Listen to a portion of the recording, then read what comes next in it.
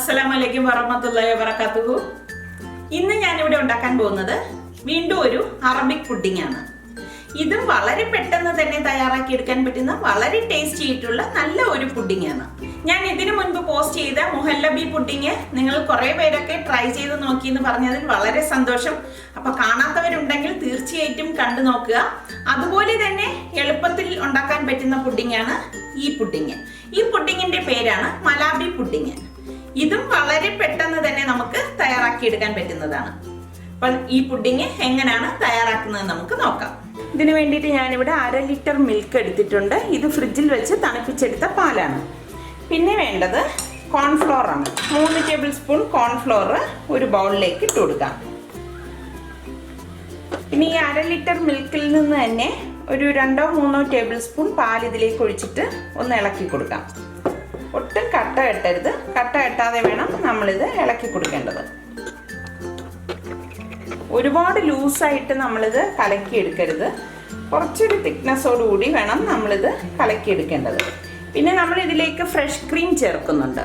ഞാനിവിടെ അമൂലിൻ്റെ ഫ്രഷ് ക്രീമാണ് എടുത്തിരിക്കുന്നത്.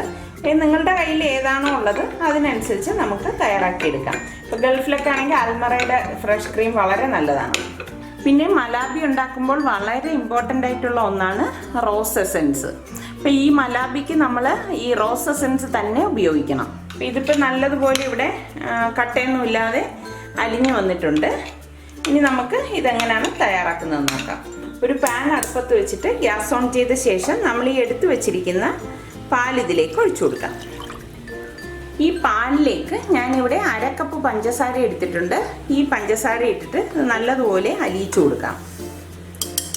പഞ്ചസാര നിങ്ങളുടെ മധുരത്തിന് ആവശ്യത്തിനുള്ളത് ചേർത്ത് കൊടുക്കണം. ഇപ്പോൾ 1/2 ലിറ്റർ മിൽക്കിന് 1/2 കപ്പ് ധാരാളം മതിയാകും. പിന്നെ ഒരുപാട് മധുരം വേണം എന്നുള്ളൊരു കുറച്ചുകൂടി പഞ്ചസാര ചേർക്കാവുന്നതാണ്. പാലിവിടെ തിള വരാറായിട്ടുണ്ട്. ഈ സമയം നമുക്കിതിലേക്ക് 1 ടീസ്പൂൺ റോസ് എസൻസും കൂടി ഒഴിച്ചു കൊടുക്കാം. നല്ല ഒരു റോസിൻ്റെ ഫ്ലേവർ കിട്ടാനാണ് നമ്മൾ അങ്ങനെ ചെയ്യുന്നത്. 1 ടീസ്പൂണോളം എസൻസ് നമ്മൾ ഇതിലേക്ക് ചേർത്ത് കൊടുക്കും. ഇനി ഇതിലേക്ക് നമ്മൾ ഈ മിക്സ് ചെയ്ത് വെച്ചിരിക്കുന്ന കോൺഫ്ലോറിൻ്റെ കൂട്ട് ഒഴിച്ചു കൊടുക്കാം. ഇത് ഒഴിച്ചു കൊടുക്കുന്നതിന് മുൻപ് ഇതുപോലെ ഒന്ന് ഇളക്കി കൊടുത്തിട്ട് വേണം ഒഴിച്ചുടൻ ഇത് ഇളക്കി കൊടുക്കേണ്ടത്. പാലിൽ ഇത് ഒട്ടും കട്ട കെട്ടരുത്. ഫ്ലെയിം കുറച്ചിടണം. കുറച്ചിട്ടിട്ട് വേണം നമ്മളിത് ഇളക്കി കൊടുക്കേണ്ടത്.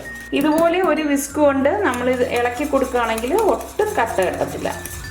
നമ്മൾ ഈ കോൺഫ്ലോറിൻ്റെ കൂട്ട് ഇതിലേക്ക് ഒഴിച്ചിട്ട് ഒരു 2 മിനിറ്റ് ഇളക്കി കൊടുത്താൽ മതിയാകും.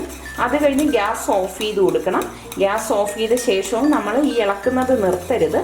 തുടരെ ഒരു 2-3 മിനിറ്റ് ഇതുപോലെ ഒന്ന് ഇളക്കി കൊടുക്കണം. അല്ലെങ്കിൽ എന്തെന്ന് വെച്ചാൽ ഇത് പാത്രത്തിൻ്റെ അടിയിൽ ഇങ്ങനെ കട്ട പിടിച്ചിരിക്കാൻ സാധ്യതയുള്ളതുകൊണ്ടാണ് നമ്മൾ ഇങ്ങനെ ഇളക്കി കൊടുത്തുകൊണ്ടിരിക്കണം എന്ന് പറയുന്നത്.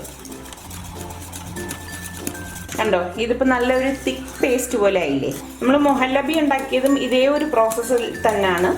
പിന്നെ ഇതിൽ നമ്മൾ ഇനി ഫ്രഷ് ക്രീമും കൂടി ആഡ് ചെയ്യും. ഇതിപ്പോൾ ഒരു 2 മിനിറ്റ് കഴിഞ്ഞിട്ടുണ്ട്. ഞാനിനി ഗ്യാസ് ഓഫ് ചെയ്ത് കൊടുക്കാൻ പോവാണ്. നല്ല ഒരു റോസിൻ്റെ സ്മെല്ലാണ് ഇപ്പോൾ വരുന്നത്. കാരണം നമ്മളിതിൽ റോസ് എസൻസ് ആണല്ലോ ഒഴിച്ചിരിക്കുന്നത്. ഇതിപ്പോൾ ഗ്യാസ് ഓഫ് ചെയ്ത ശേഷം ഞാനിവിടെ 2 മിനിറ്റോളം ഇത് ഇളക്കി കൊടുത്തുകൊണ്ടിരുന്നിട്ടുണ്ട്. ഇനി ഇതിലേക്ക് ഞാനിവിടെ അമൂലിൻ്റെ ഫ്രഷ് ക്രീം ഒരു 250 ml പാക്കറ്റാണ് എടുത്തിരിക്കുന്നത്. ഇത് ഫുള്ളായിട്ട് ഇതിലേക്ക് ഇട്ടിട്ട് ഇളക്കി മിക്സ് ചെയ്ത് യോജിപ്പിക്കും. ഈ ചെറിയ ചൂടോടുകൂടി തന്നെ നമ്മൾ ഇതിലേക്ക് ഫ്രഷ് ക്രീം ആഡ് ചെയ്യുകയാണ് ചെയ്യുന്നത്. നന്നായിട്ടൊന്ന് മിക്സ് ചെയ്ത് കൊടുക്കണം. ഇത് തണുത്തിട്ടല്ല നമ്മൾ ഫ്രഷ് ക്രീം ചേർക്കുന്നത്, അത് പ്രത്യേകം ശ്രദ്ധിക്കണം. ചൂടോടുകൂടി തന്നെയാണ് നമ്മൾ ഇതിലേക്ക് ഫ്രഷ് ക്രീം ചേർത്ത് കൊടുക്കുന്നത്. ഇതിവിടെ ഞാൻ നന്നായിട്ട് മിക്സ് ചെയ്ത് യോജിപ്പിച്ചെടുത്ത് വെച്ചിട്ടുണ്ട്. കണ്ടോ, എല്ലാം നല്ലതുപോലെ ഇതിലേക്ക് ചേർന്ന് വന്നിട്ടുണ്ട്. കണ്ടോ, ഇതാണ് ഇതിൻ്റെ ഒരു കൺസിസ്റ്റൻസി. ഞാൻ കാണിച്ചു തരാം. ഇതിനി ഇരുന്ന് സെറ്റാകും. ലൂസായി പോകുകയും ചെയ്യരുത്. ലൂസായി പോയി കഴിഞ്ഞാൽ നമ്മൾക്ക് ഇതൊരു കറക്റ്റ് കൺസിസ്റ്റൻസിയിൽ കിട്ടത്തില്ല. പിന്നെ ശ്രദ്ധിക്കേണ്ട ഒരു കാര്യം, നമ്മൾ പാലെടുക്കുമ്പോൾ ഒട്ടും വെള്ളം ചേർക്കരുത്. നല്ല കട്ടിയുള്ള പാല് വേണം ഇതിനായിട്ട് ഉപയോഗിക്കേണ്ടത്. ഇനി ഇത് ഞാൻ ഈ ഗ്ലാസ്സിലേക്ക് ഒഴിച്ച് സെറ്റ് ചെയ്യാൻ വെക്കുവാണ്. ഗ്ലാസ്സിലേക്ക് ഒഴിക്കുമ്പോൾ പ്രത്യേകം ശ്രദ്ധിക്കണം. ഈ ഗ്ലാസിൻ്റെ മുക്കാൽ ഭാഗം മാത്രമേ നമ്മളിത് ഒഴിക്കാവൂ. നമ്മളിത് ഒഴിക്കുന്നതിന് മുന്നേ ഇത് ഒന്നും കൂടി നല്ലതുപോലെ ഒന്ന് മിക്സ് ചെയ്ത് യോജിപ്പിച്ചെടുക്കണം. അത് പ്രത്യേകം ശ്രദ്ധിക്കണം. ഇത്രയും മതി. ഇതെല്ലാം ഞാനിവിടെ ഫില്ല് ചെയ്തെടുത്ത് വെച്ചിട്ടുണ്ട്. ഇതിപ്പോൾ എനിക്കിവിടെ 1/2 ലിറ്റർ മിൽക്കിൽ നിന്ന് ഇതുപോലെ അളവിന് കിട്ടിയിട്ടുണ്ട്. ഇനി ഞാനിത് തണുക്കാനായിട്ട് ഫ്രിഡ്ജിലേക്ക് മാറ്റുവാണ്. ഫ്രീസറിലല്ല, ഫ്രിഡ്ജിൽ 1 മണിക്കൂർ വെക്കുമ്പോൾ ഇത് നല്ല സെറ്റായി കിട്ടും. അതിന് ശേഷമാണ് ഇതിൻ്റെ ടോപ്പിംഗ് ഒഴിച്ച് നമ്മളിത് എടുക്കുന്നത്. അപ്പം ഞാനിനി ഇത് ഫ്രിഡ്ജിലേക്ക് മാറ്റുവാണ്. ഇതിൻ്റെ ടോപ്പിങ്ങിൽ ഒഴിക്കാൻ വേണ്ടിയിട്ടുള്ള സിറപ്പ് നമുക്ക് തയ്യാറാക്കാം. അതിന് വേണ്ടിയിട്ട് ഒരു പാത്രം അടുപ്പത്ത് വെച്ച് ഗ്യാസ് ഓൺ ചെയ്ത ശേഷം ഞാനിവിടെ 1/2 കപ്പ് വെള്ളം എടുത്തിട്ടുണ്ട്. ഈ വെള്ളം ഇതിലേക്ക് ഒഴിച്ചു കൊടുക്കാം. ഇതോടൊപ്പം തന്നെ ഞാനിവിടെ 3/4 കപ്പ് പഞ്ചസാര എടുത്തിട്ടുണ്ട്. ഈ പഞ്ചസാരയും കൂടി ഇതിലേക്കിട്ട് നന്നായിട്ട് ഇതൊന്ന് മിക്സ് ചെയ്ത് യോജിപ്പിച്ചെടുക്കാം. ഈ മിക്സ് ചെയ്യുന്നതിനോടൊപ്പം തന്നെ ഞാനിവിടെ 1/2 ടീസ്പൂൺ റോസ് സിറപ്പും ഇതിലേക്ക് ഒഴിച്ചു കൊടുക്കുവാണ്. ഇതൊരു 1/2 ടീസ്പൂൺ മാത്രം മതിയാകും ഇതിൻ്റെ ടോപ്പിങ്ങിലേക്കുള്ള റോസ് സിറപ്പ്. അധികമായാൽ വല്ലാത്തൊരു മണമായിരിക്കും. ഇതോടൊപ്പം തന്നെ ഇതിലേക്ക് 1 ഡ്രോപ്പ് ഫുഡ് കളർ കൂടി ചേർത്ത് കൊടുക്കാം. ഇത്രയും മതിയാകും. റെഡിൻ്റെ ഫുഡ് കളറാണ് കേട്ടോ ഞാനിവിടെ ഉപയോഗിച്ചിരിക്കുന്നത്. പെർമിറ്റഡ് ഫുഡ് കളർ തന്നെ നമ്മൾ ഇതിനായിട്ട് യൂസ് ചെയ്യണം. ഇതിനി നല്ലതുപോലെ ഒന്ന് തിളച്ചിട്ട് നല്ലൊരു സിറപ്പിൻ്റെ പരുവത്തിലാവണം. ആ സമയം നമ്മളിത് ഗ്യാസ് ഓഫ് ചെയ്തിട്ട് നമ്മൾ ഉണ്ടാക്കി വെച്ചിരിക്കുന്ന പുഡിങ്ങിൻ്റെ മുകളിലേക്ക് ഒഴിക്കുകയാണ് ചെയ്യുന്നത്. ഇടയ്ക്കിടയ്ക്ക് ഇതുപോലെ ഒന്ന് ഇളക്കി കൊടുക്കണം. ഇതിവിടെ സിറപ്പായി വരുന്നുണ്ട്. വെളിയിൽ നല്ല ഇടിവെട്ടി മഴ പെയ്യുന്നുണ്ട് കേട്ടോ. ഇപ്പം 2-3 ദിവസം കൊണ്ട് നമ്മുടെ നാട്ടിൽ നല്ല മഴയും ഇടിയാണ്. ട്രിവാൻഡ്രത്താണ് ഞാൻ പറയുന്നത്. കണ്ടോ, ഇത് നല്ല തിക്നെസ്സായി വരുന്നുണ്ട്. കുറച്ചുകൂടി ഒന്ന് കുറുകുമ്പോഴേക്കും നമുക്ക് ഗ്യാസ് ഓഫ് ചെയ്ത് കൊടുക്കാം.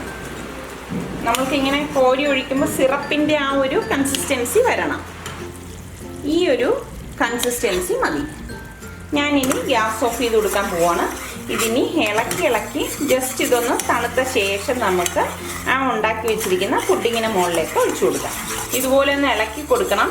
അല്ലെങ്കിൽ എന്തെന്ന് വെച്ചാൽ ഇത് ഇങ്ങനെ ഒരു കട്ട പോലെ വരാൻ സാധ്യതയുണ്ട്. അപ്പം അതുകൊണ്ട് തന്നെ നമ്മൾ ഇങ്ങനെ ഇളക്കി കൊടുത്തുകൊണ്ട് തന്നെ ഇതൊന്ന് തണുപ്പിച്ചെടുക്കണം. ഇതിപ്പോൾ ഇവിടെ ഞാൻ 1 മണിക്കൂർ ഫ്രിഡ്ജിൽ വെച്ച് തണുപ്പിച്ചെടുത്തതാണ്. ഇനി ഈ സിറപ്പ് നമ്മൾ ഇതിലേക്ക് ഒഴിക്കുന്നതിന് മുന്നേ ഇതുപോലൊന്ന് ഇളക്കി കൊടുത്തിട്ട് വേണം ഈ ഗ്ലാസ്സിലേക്ക് ഒഴിച്ചു കൊടുക്കാനുള്ളത്.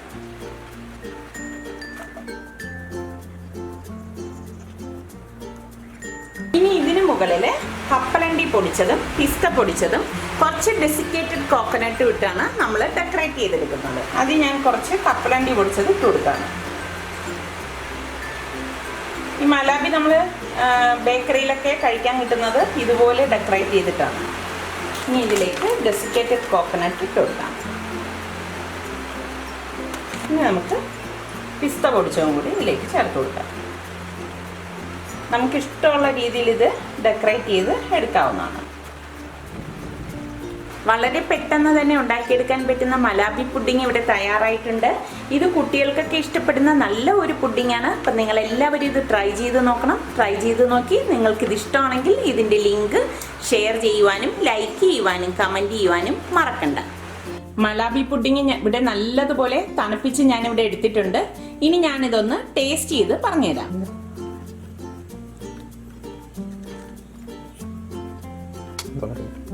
ഇങ്ങനെയാണ് ഈ പുഡിംഗ് ഇരിക്കുന്നത്. നല്ല അടിപൊളി ടേസ്റ്റാണ്. അത് നിങ്ങൾ ഈ മലാബി പുഡിംഗ് ഉണ്ടാക്കിയിട്ട് ഇതുപോലെ നല്ലതുപോലെ തണുപ്പിച്ച് തന്നെ കഴിക്കണം. എങ്കിൽ മാത്രമേ ആ റിയൽ ടേസ്റ്റ് നമുക്ക് കിട്ടത്തുള്ളൂ. അപ്പം നിങ്ങൾ എല്ലാവരും ഇതൊന്ന് ട്രൈ ചെയ്ത് നോക്കിയിട്ട് തീർച്ചയായിട്ടും എനിക്ക് റിപ്ലൈ തരണം കേട്ടോ.